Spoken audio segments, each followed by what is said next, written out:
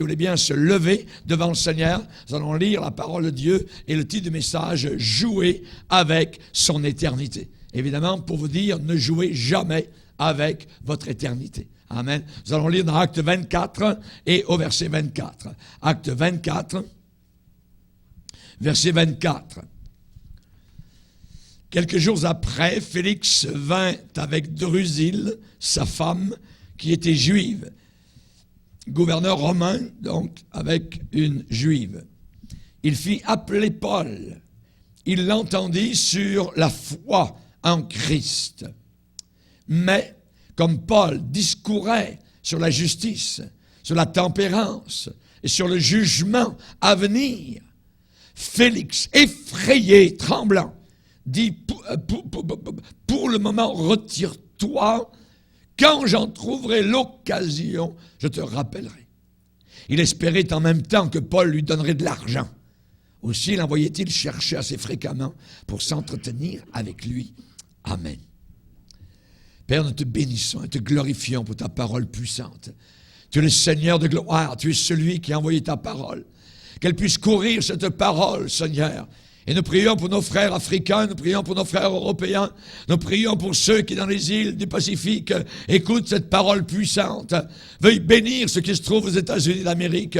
Veuille bénir les Canadiens qui l'entendent, Seigneur. Que nous puissions être au bénéfice de ta parole. Que le Saint-Esprit sauve des personnes. Que le Saint-Esprit libère, Seigneur, ceux qui sont sur le bord de l'éternité et qui ont besoin d'être sauvés. Nous demandons, Seigneur, ta présence, ton onction, ta puissance dans ces jours mauvais dans lesquels nous sommes actuellement. Seigneur, éveille les consciences par ta parole qui ne retourne pas à toi sans effet. Nous demandons ces choses dans le nom puissant de Christ Jésus. Amen. Et tout le peuple dit Amen. Amen. Vous pouvez vous asseoir, frères et sœurs.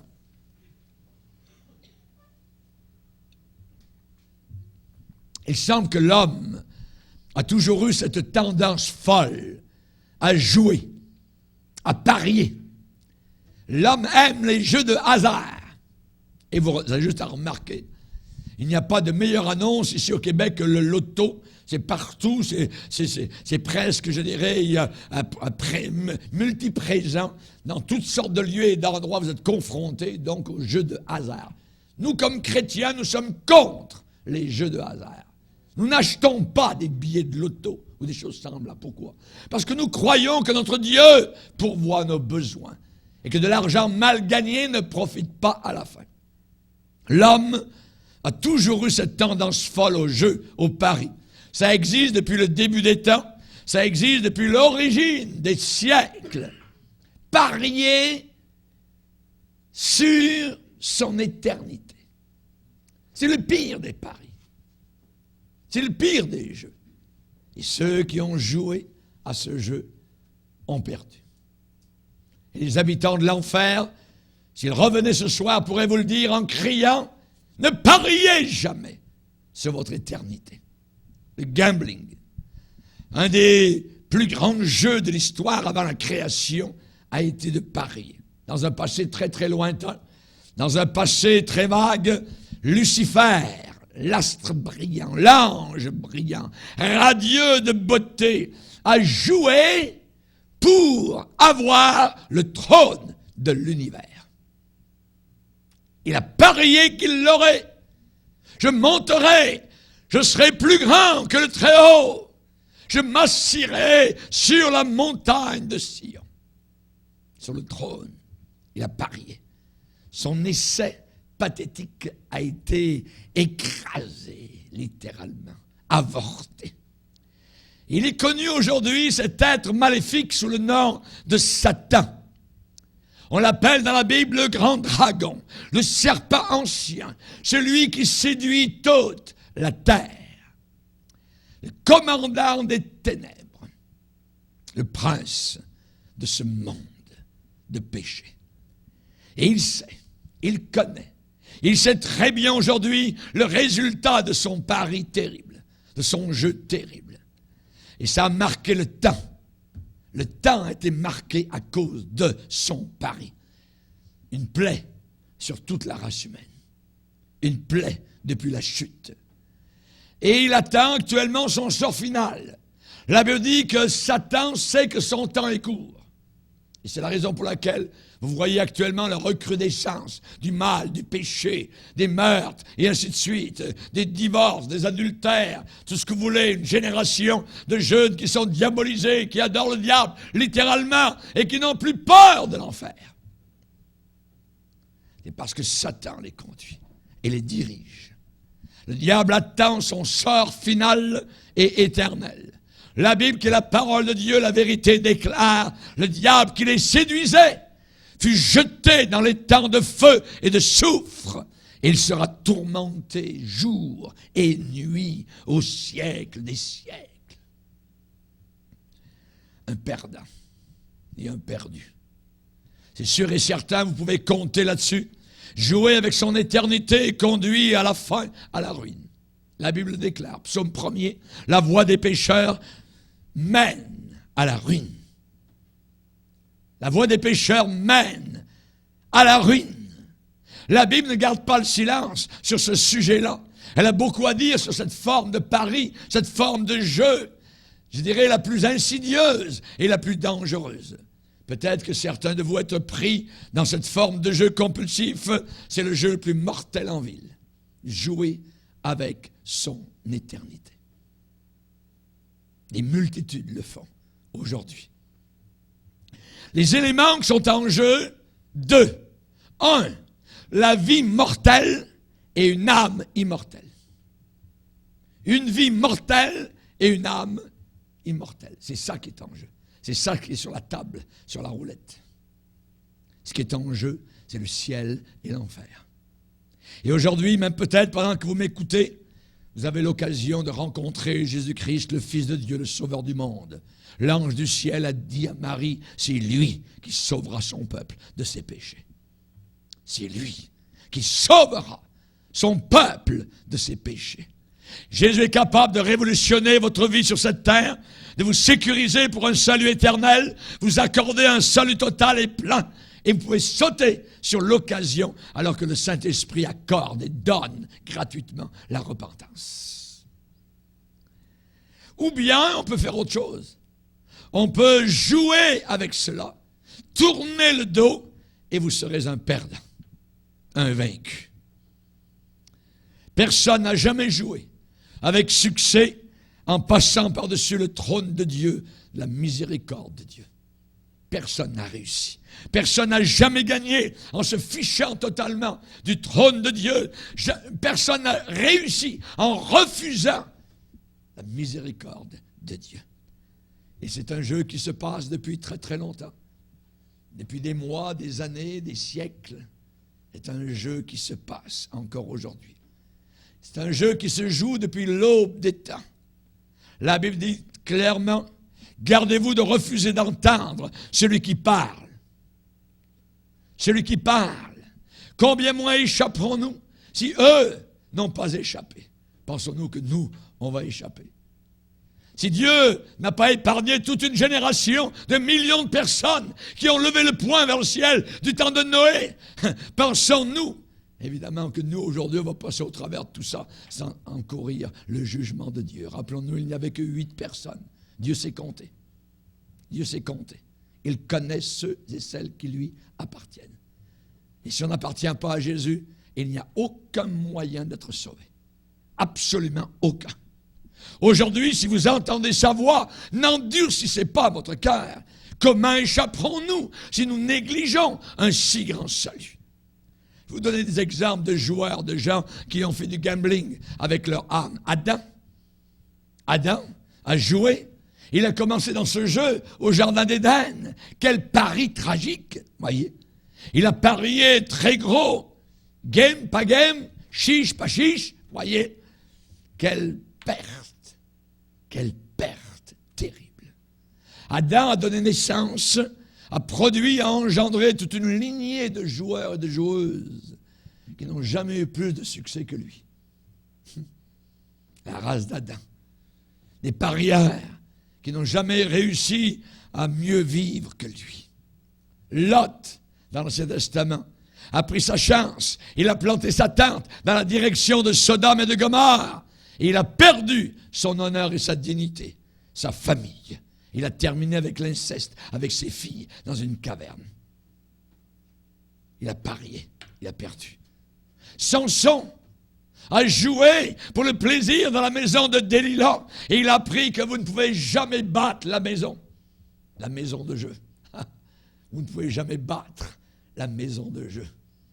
Il y a des gens qui pensent qu'ils vont entrer au casino et puis ils vont battre la maison. Jamais. Il y a des gens qui entrent dans le péché et ils pensent qu'ils vont battre la maison. Jamais. Elle lui dit, sortez de là.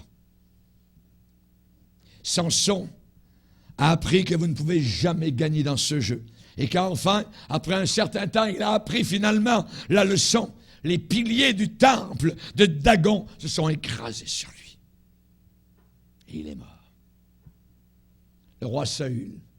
Y a-t-il jamais eu un jeu plus fou que celui auquel se livra le roi Saül? Il a joué son trône, il a joué son sceptre, il a parié pour quelques brebis, quelques bœufs, voyez, des Amalécites. Son cadavre, sans tête, ensanglanté, a été cloué littéralement sur les murailles de Beth-Shan. Et son bouclier et sa couronne ont roulé dans un temple païen, Dagon. Vous vous demandez, vous faites rapidement le rapport des plus grands joueurs de la terre. Et vous dites, mais c'est terrible. Et c'est bon de s'en rappeler. Rappelez-vous le jeune homme riche qui est venu vers Jésus. Il avait été appelé. Jésus lui dit, il te manque une chose. Il te manque une chose. Il est reparti. Il s'est éloigné, la Bible dit, tout triste. Quand on s'éloigne de Christ, de Jésus, on n'est jamais heureux. Pour être heureux, il vous faut le sexe, il vous faut la bière, il vous faut l'alcool, il vous faut la dope, il vous faut la cigarette, il vous faut la danse, il vous faut le rock, et ainsi de suite. Parce que vous ne pouvez pas avoir la paix de Dieu. C'est impossible. Le jeune homme riche s'est éloigné, tout triste, il a parié, il a perdu. Pilate a parié, il s'est lavé les mains, un lâche. Et il est devenu un paria. Judas a parié pour de l'argent. Et finalement, il s'est retrouvé en train de redonner l'argent en disant, j'ai péché en livrant le sang innocent. Il est allé se pendre. Démas, du temps de l'apôtre Paul, a dit, je préfère le monde à la Bible. Il a parié, il a perdu. Ananias et Saphira, dans le Nouveau Testament, ont parié, ils ont menti au Saint-Esprit et ils sont morts à l'intérieur de l'Église. La liste continue, encore et encore. Et tous ces gens-là ont une chose en commun, ils ont tous joué et ils ont tous perdu. Ils ont tous perdu. Mon texte aujourd'hui est à vous donner, je dirais, des sueurs froides, des frissons. On parle de Félix, un gouverneur romain. Et c'est dur de chercher, de trouver, au travers des pages de l'histoire, un pari plus fou que cela. On peut chercher une gageure plus folle. Je pense qu'il n'y en a pas de plus folle.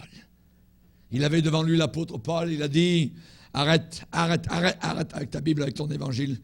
Quand j'en trouverai l'occasion, je te rappellerai. Il a parié. Il a pensé qu'il pourrait passer au travers. Il a pensé qu'il pourrait être sauvé sans donner sa vie à Jésus-Christ. Les paroles d'un gouverneur romain de Judée ont été déclarées à l'apôtre Paul. Paul avait fait son choix depuis très longtemps. C'était de croire en Jésus-Christ et de devenir un missionnaire pour Dieu. Mais à ce moment-là, le gouverneur romain, lui, a pris sa décision. Il a jeté son dé avec Néron. Il a voulu plaire au gouvernement. Il a voulu jouer sa carte. Il a voulu devenir un missionnaire de l'enfer. Et l'histoire rapporte que Félix était converti totalement à Satan. Tacite, un historien romain, a déclaré, je cite, « Félix, ce gouverneur romain, faisait ses délices de la cruauté.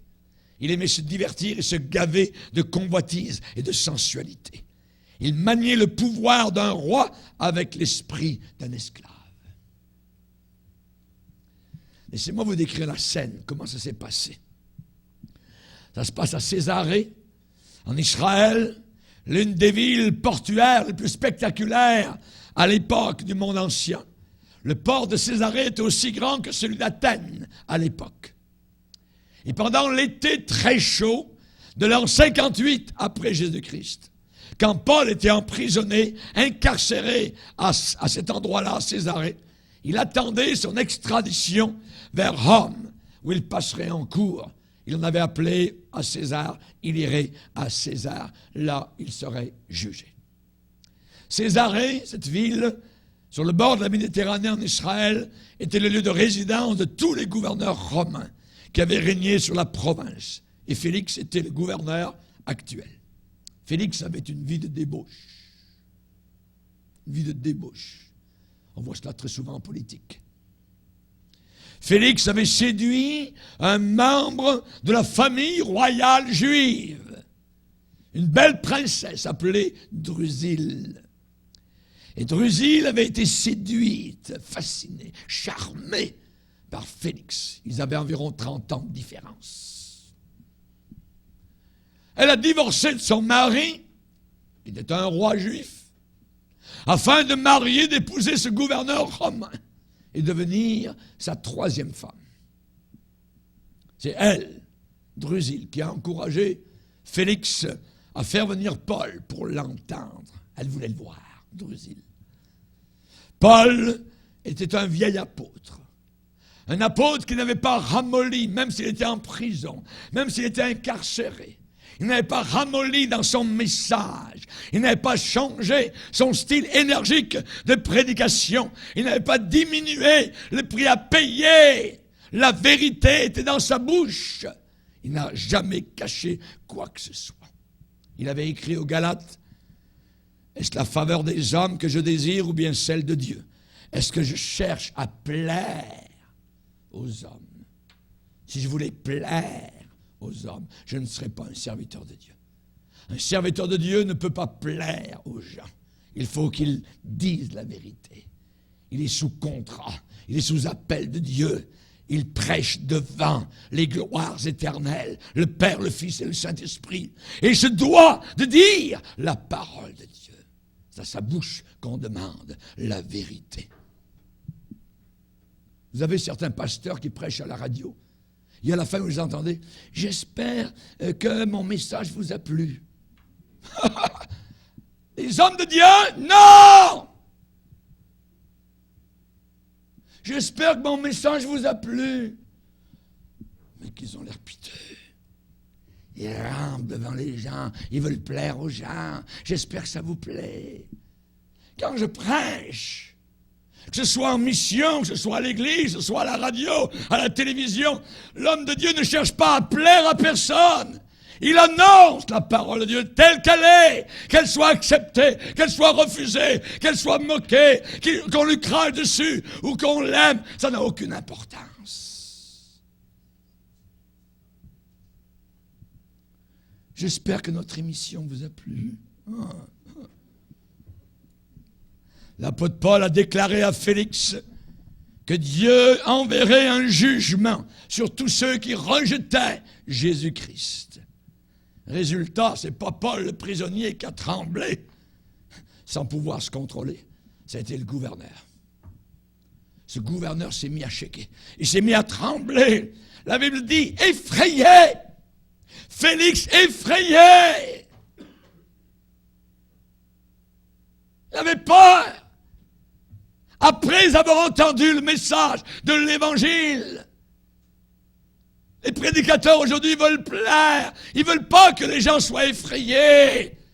Ils veulent que les gens les aiment. Ils veulent des églises remplies. Ils ne cherchent pas à être fidèles au message. Non, ils le tronquent. Ils le changent, ils le modifient. Ils en enlèvent des morceaux pour plaire, pour ne pas dire toute la vérité. Félix effrayé, dit, pour le moment, retire-toi. Retire-toi, ça suffit pour l'instant, Paul. Quand j'en trouverai l'occasion, je te rappellerai. On parlera plus tard, quand ça me conviendra. Et c'est là que s'est passé le jeu. C'est là que s'est passé le pari. il fut accordé à Félix la plus grande occasion qu'il n'aurait jamais se mettre en règle avec Dieu et devenir un gouverneur formidable, hors pair, éminent, avec un très grand potentiel. Mais voilà, c'est que son cœur était enveloppé par une vipère. Son cœur était enlacé par une vipère. Elle était à côté de lui. Elle s'appelait la belle Drusille. L'attraction, l'attirance, la séduction, le piège, l'attrait de la jeune femme à côté de lui sur le trône et la jouissance sauvage de son règne très cruel l'ont poussé au-delà du rebord de tout jugement rationnel, raisonnable, correct et droit. Il était sur le bord du précipice. Tombe pas. Il a parié. Il a joué. Oh, quelle perte tragique pour Félix. Dans moins d'un an, moins de 12 mois plus tard, il y aurait une révolte à Césarée. Félix allait être rappelé à Rome en disgrâce. Il allait échapper de peu à l'exécution. Et c'est grâce à l'influence de son frère sur l'empereur Néron qu'il a échappé. Plus jamais Félix n'allait porter le costume royal de gouverneur romain. Plus jamais il n'allait tenir et jouer un rôle dans le gouvernement. Il a perdu au jeu. Plus que cela, il a perdu son âme. Jamais à aucun endroit dans la Bible, nous voyons qu'il a donné son cœur à Jésus-Christ. Jamais. Chaque fois que vous ne mettez pas Dieu en priorité dans votre vie, vous perdrez.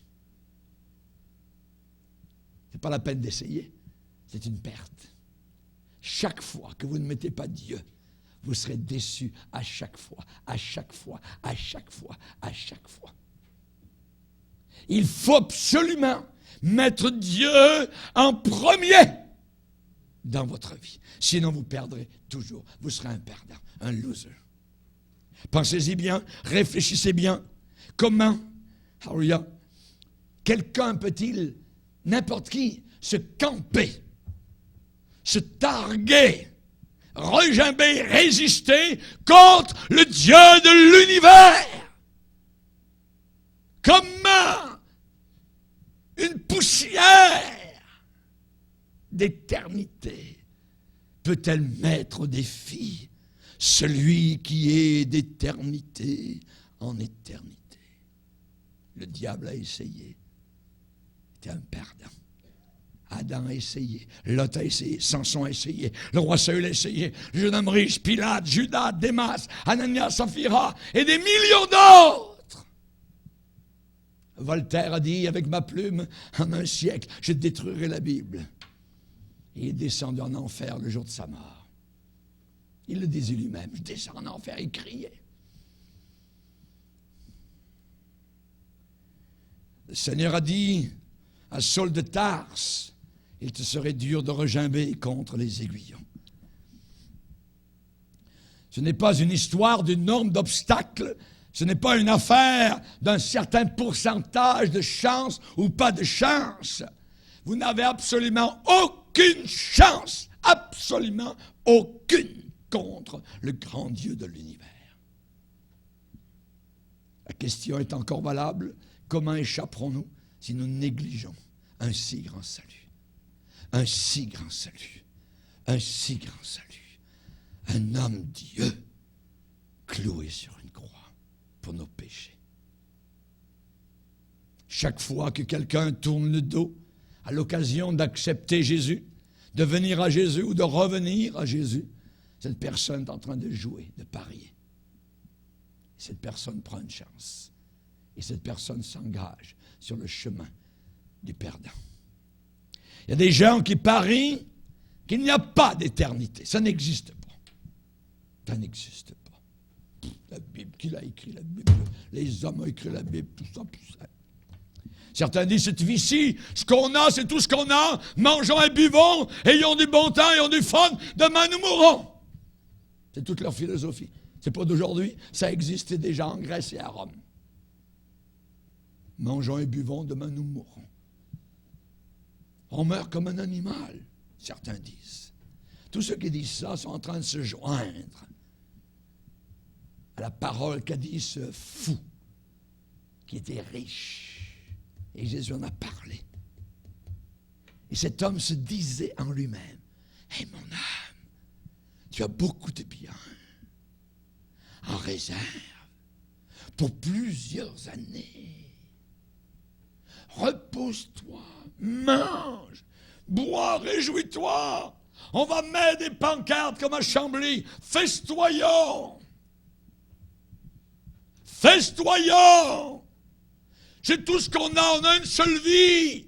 Alors convoitons, roulons, dansons, rockons, fumons, ainsi de suite. Faisons n'importe quoi. Avec les hommes, avec les femmes, on peut être hétéro, on peut être homo, il n'y a aucun problème. Tout est bon. Une seule vie. 5 pieds sous terre, c'est terminé. La Bible dit que vous ne pourrez jamais gagner à ce pari. La Bible dit que vous ne pourrez jamais gagner dans cette gageure-là. La parole de Dieu rend très très clair comme du cristal qu'il y a bien plus à votre existence que cette vie très courte de 60, de 70, de 80 ans. La Bible nous parle d'un grand chapitre de la résurrection. Paul a dit, si c'est seulement dans cette vie que nous espérons en Christ, nous sommes les plus malheureux de tous les hommes. Pourquoi? Parce que ce n'est pas uniquement dans cette vie. Parce qu'il y a une autre vie après celle-ci. Alléluia. Dans le grand chapitre de la résurrection, dans 1 Corinthiens 15, Paul écrit, si vous êtes chrétien, et si être chrétien n'a de la valeur à vos yeux que seulement dans cette vie-ci, alors vous êtes les plus misérables de toutes les créatures. Mais Paul va dire le fait, la réalité, c'est que Jésus est vraiment ressuscité d'entre les morts. Et il est devenu le premier devant des millions de personnes qui vont revenir un jour à la vie, qui vont ressusciter. Alléluia, alléluia, merci Seigneur. La chose prioritaire sur l'agenda de votre vie, c'est la préparation pour l'éternité. Tout est là. Et vous êtes sage d'écouter ce soir la parole de Dieu. Si vous placez la totalité de vos efforts seulement dans cette vie-ci qui passe tellement, tellement rapidement sur cette terre, c'est un jeu perdu d'avance. Que servirait-il à un homme de gagner le monde entier s'il perd son âme, a dit Jésus. Ça ne sert à rien. Ça ne sert à rien. Prépare-toi à la rencontre de ton Dieu. Tu vas faire face un jour à Dieu. Que tu y crois ou que tu n'y crois pas, ça n'a aucune importance. On ne te le demande pas. Et Dieu existe. Et tu le sais au fond de ton cœur. Amen. Prépare-toi. Prépare-toi. Moïse était sage quand il a dit, Seigneur, apprends-nous à bien compter nos jours, afin que nous appliquions notre cœur à la sagesse. Psaume 90, verset 10. Jacques, le pasteur de Jérusalem, va dire, qu'est-ce que votre vie? Vous êtes une vapeur qui paraît pour un peu de temps et qui ensuite disparaît. Nous paraissons et nous disparaissons. Alléluia. Nous allons quelque part? Nous allons quelque part? Alléluia. Gloire au Seigneur. Amen. Toute chair est comme l'herbe, et toute la gloire comme la fleur de l'herbe. Mais la parole de Dieu demeure pour l'éternité. Le ciel, la terre passeront, mes paroles ne passeront pas. On a demandé un jour à un chrétien, à la radio, qui avait une émission de radio dans le monde aux États-Unis. C'est un homme qui donnait les nouvelles, Paul Harvey. Il avait une manière très particulière, donc de donner les nouvelles. Et on lui a posé la question un jour, on lui a dit, mais comment, monsieur, pouvez-vous garder un esprit tellement rempli d'optimisme avec toutes les nouvelles que vous annoncez qui sont tellement déprimantes? Et il semble que vous gardez une joie, un optimisme, voyez. Paul Harvey a déclaré que la raison de son optimisme était très simple. Il a dit, quand la trompette de Dieu du haut des cieux sonnera, la lumière d'un jour nouveau se lèvera. Quand les rachetés de Dieu monteront là-haut, en ce jour-là, je sais, par la grâce de Dieu, je serai là. Je serai là. La question aujourd'hui, la voilà. Pour vous, madame et monsieur. Serez-vous là? Serez-vous là? Amen. Dieu a mis dans leur cœur la pensée de l'éternité. Les beaux petits chiens qu'on traîne. Vous voyez, autour. On leur donne à manger, on en prend soin plus que... Alors, il y a les bébés d'Afrique, ainsi de suite, qui meurent. Est-ce qu'ils ont la pensée de l'éternité? Non. Dieu ne leur a pas donné aucune pensée sur l'éternité. Il a donné à l'homme, dans son cœur, la pensée de l'éternité. Et tous l'ont. Les païens et les chrétiens, tous ceux qui sont créés, qui sont nés de femmes sur la terre, ont tous dans leur cœur la pensée de l'éternité. Dieu n'a pas donné cela à aucun animal. À aucun animal. Job a dit, quand je n'aurai plus de chair, je verrai Dieu. Je le verrai, il me sera favorable. Mes yeux le verront et non pas ceux d'un autre. Mon âme languit d'attente au-dedans de moi. Jean l'apôtre a vu la nouvelle Jérusalem, la ville de gloire. Alléluia. Abraham attendait la ville dont Dieu est l'architecte et le constructeur. Et Paul l'apôtre a dit, ici-bas, nous n'avons pas de ville permanente, mais nous attendons celle qui est à venir. Alléluia. La deuxième chose, c'est que certains parient et gagent qu'il y a un autre chemin pour aller au ciel. Il y a un autre chemin. C'est une autre partie de poker. Le pari de jeu que les gens prennent en rejetant Jésus-Christ. Et pourtant, la Bible dit, nul ne vient au Père que par moi. Que par moi. Nul ne vient au Père que par moi. Alléluia. Beaucoup de personnes, il n'y a pas de chemin de repentance.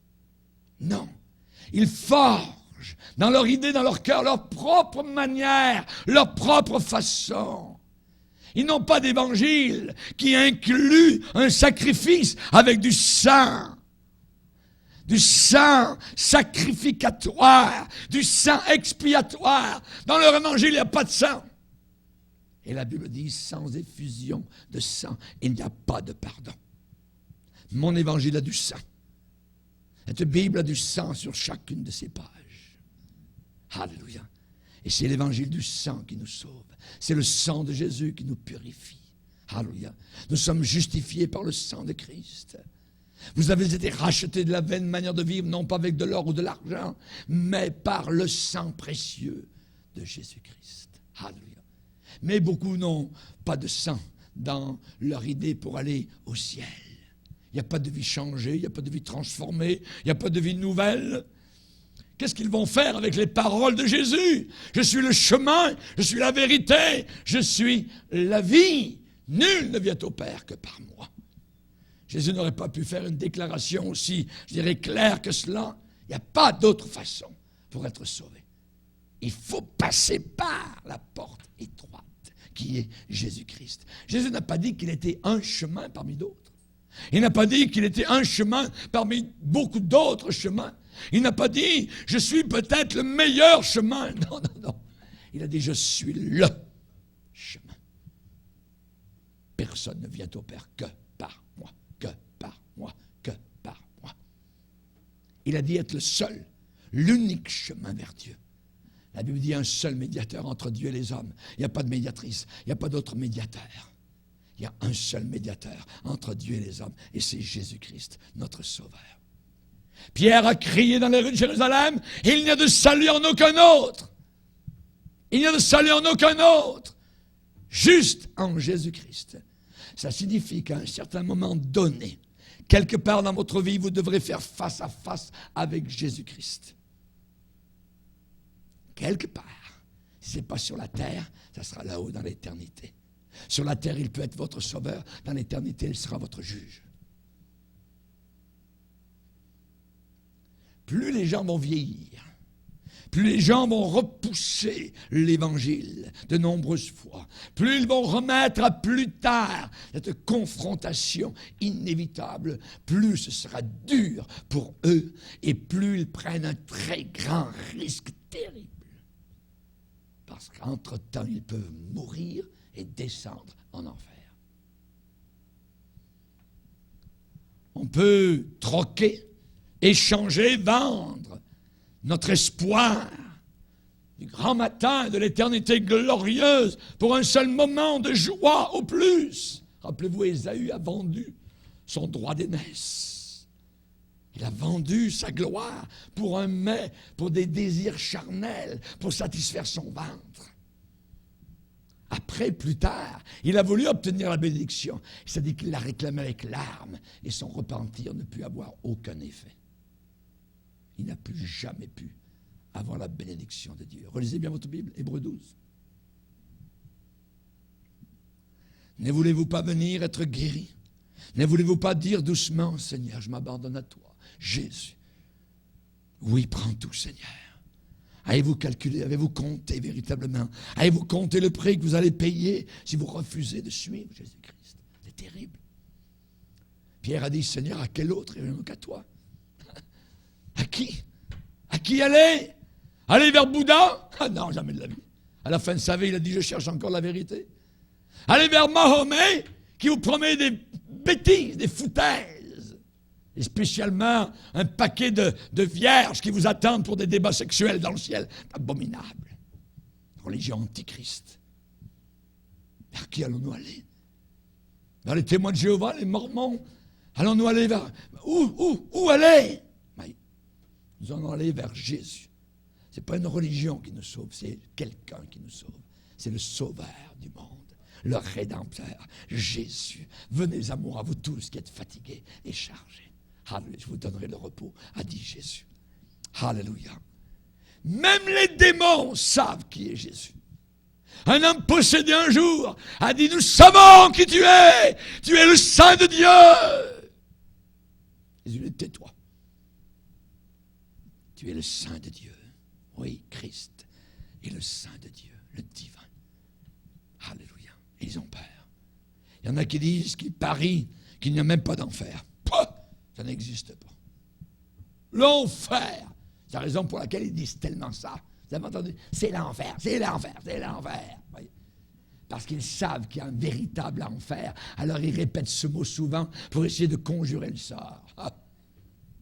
C'est l'enfer, c'est l'enfer, c'est l'enfer, c'est l'enfer. Ils répètent ce que le diable leur dit. C'est pas l'enfer. Leur meilleur temps est sur la terre actuellement. L'enfer est un lieu qui a été créé pour les anges déçus et ceux qui rejettent Jésus. Vous n'entendez plus beaucoup de prédications aujourd'hui sur l'enfer, mais ça ne change pas le fait qu'il existe, que c'est un lieu terrible, horrible et terrifiant. Jésus va dire un jour, retirez-vous de moi, maudits. Allez dans le feu éternel qui a été préparé pour le diable et pour ses anges. Feu éternel. Hébreux chapitre 10 nous parle de l'ardeur d'un feu qui dévorera les rebelles. Pour ceux qui auront foulé aux pieds le Fils de Dieu, qui auront tenu pour profane le sang de l'alliance. Jésus a appelé ce lieu le lieu de tourment éternel. Et ceux-ci iront au châtiment éternel. Châtiment éternel. Jetés dans le feu éternel. Tourmentés jour et nuit au siècle des siècles. Nous ne croyons pas à cette fausse prophétesse appelée Ellen White, qui dirige les adventistes du 7e jour. Tous les adventistes du 7e jour qui observent le sabbat ne croient pas à l'enfer.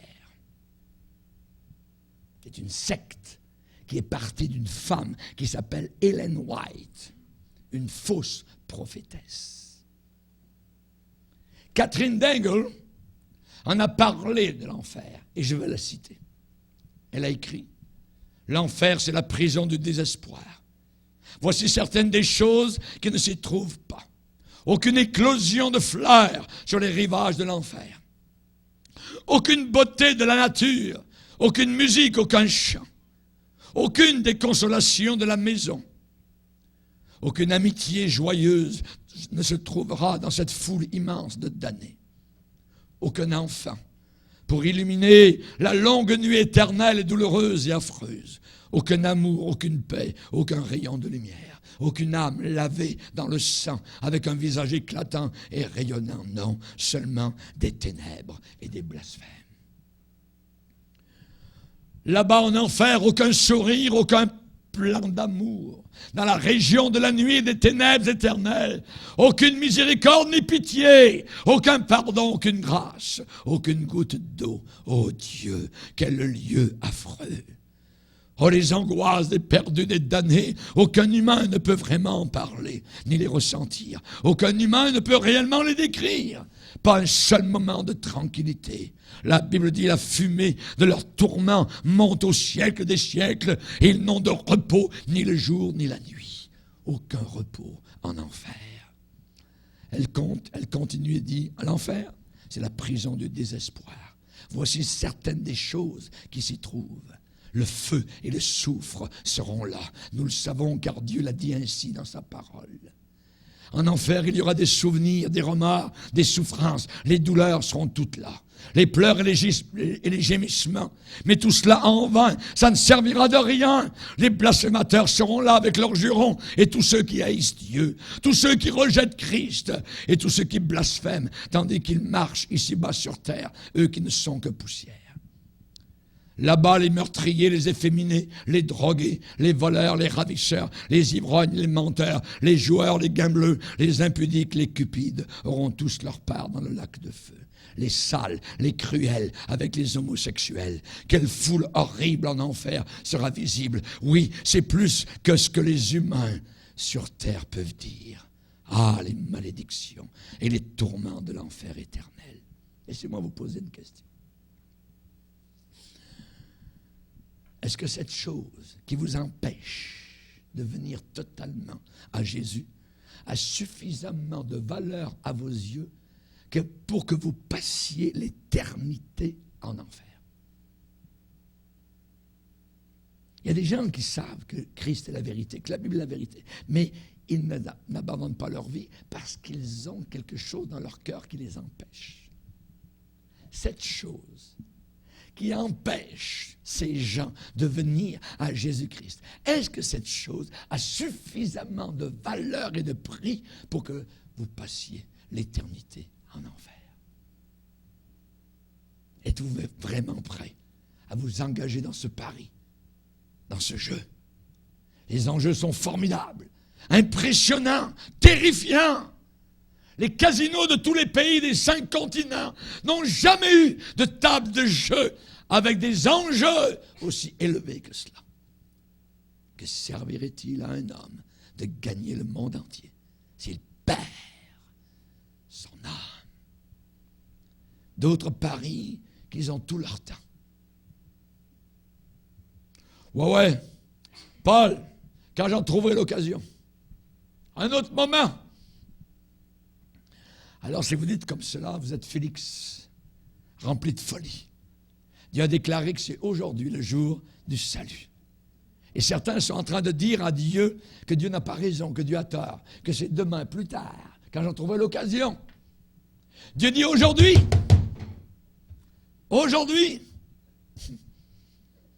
ne te vante pas du lendemain, car tu ne sais pas ce que le lendemain peut enfanter. On ne sait pas. C'est aujourd'hui. Et j'aimerais vous dire qu'on peut être sauvé, non pas quand on veut, mais uniquement quand le Saint-Esprit nous attire. Uniquement. Rappelez-vous que plus le temps passe, plus le cœur s'endurcit, plus c'est dur. C'est aujourd'hui que nous devons venir au Seigneur. Amen. Vivre sans Jésus, c'est le jeu qui n'en vaut pas la chandelle. Le jeu n'en vaut pas la chandelle. Et l'autre côté de la pièce, c'est que vivre avec Jésus, ça vaut tout l'or du monde. C'est merveilleux. Et je ne veux rien rater pour rien au monde. Rappelez-vous que le Saint-Esprit ne conteste pas à toujours. Saint-Esprit ne conteste pas à toujours. Hérode a écouté Jean-Baptiste. Il écoutait la parole de Dieu. Ça n'a pas empêché de le faire décapiter. Saül a bien commencé par l'Esprit, mais il a mal fini. L'Éternel ne lui répondait plus. Il était tellement rebelle que finalement, il est allé chercher les conseils d'une sorcière. Et certains jouent un jeu terrible en pensant que le Saint-Esprit sera toujours là. Le Saint-Esprit sera toujours là pour vous pousser dans la présence de votre Créateur. Il ne sera pas toujours là. Et si vous ressentez sa présence maintenant, alors saisissez maintenant ce moment en or, cet instant précieux pour rencontrer Dieu aujourd'hui. Amen. Alléluia. On va baisser nos têtes, on va prier le Seigneur. Seigneur, nous te bénissons et te glorifions. Nous ne voulons pas mettre en jeu notre éternité, Seigneur. Nous ne voulons pas être des Félix modernes qui disent « Seigneur, va-t'en pour l'instant quand j'en trouverai l'occasion ». Non. Seigneur, nous savons que plus le temps passe, plus le cœur s'endurcit. Nous ne voulons pas placer notre âme éternelle sur la table de jeu en faisant tourner la roulette du temps et des occasions, en espérant une autre chance plus tard pour se mettre en règle avec Dieu. Les cimetières sont remplis de vos amis qui ont parié à la table de jeu, qui ont fait tourner la roulette, qui ont lancé les dés, et ils ont perdu leurs âmes. Jamais dans la Bible nous voyons que Félix plus tard a donné sa vie à Jésus. Jamais. Et il est perdu pour toujours dans l'éternité. Quand j'en trouverai l'occasion. C'est un jeu fou à jouer sur l'éternité, à parier. Seigneur, alors que le Saint-Esprit est là, touche notre cœur. Et nous voulons venir à toi humblement et te dire, Seigneur, je viens, comme le fils prodigue, qui est rentré en lui-même et qui a dit, je vais retourner à la maison de mon Père. Il se leva et il alla vers son Père. Il se leva et il alla vers son Père. Aujourd'hui, lève-toi pour retourner vers le Père et lui dire ton amour, lui dire combien tu regrettes, combien tu l'as offensé, combien tu as péché. Viens à lui maintenant. Amen. Amen.